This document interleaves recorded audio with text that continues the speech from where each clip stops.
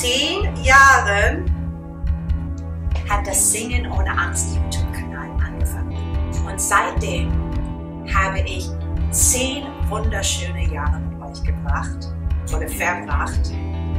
Und wir haben ganz vieles zusammen gelernt. Ganz viel sind wir zusammen gewachsen. Und immer wieder haben wir das Angst besiegt. Hallöchen, liebe Forni!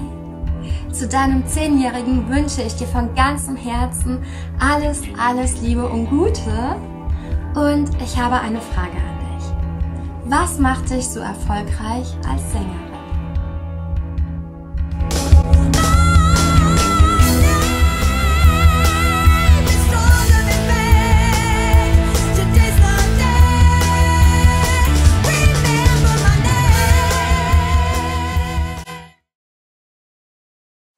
Ich habe 2 Punkte, die ich finde super, super wichtig sind umzusetzen, wenn du erfolgreich Sänger oder Sängerin werden möchtest. Nummer 1 ist, wie du übst. Also wie oft und wie effizient ist sowieso das A und O.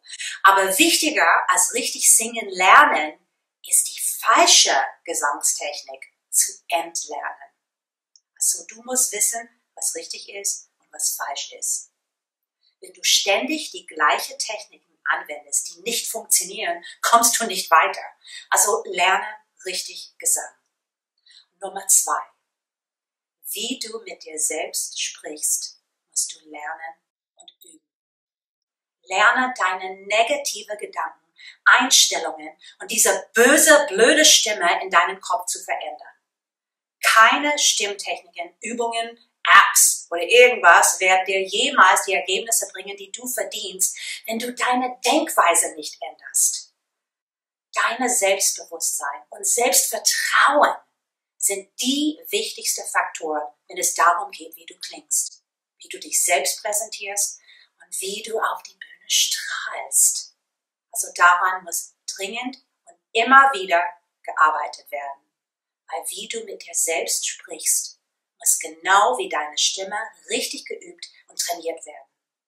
Eine erfolgreiche Sänger oder Sängerin glaubt an sich und übt das an sich Glauben. Und in diesem Sinne sage ich auf die nächsten 10 Jahre. Prost! Happy Übung!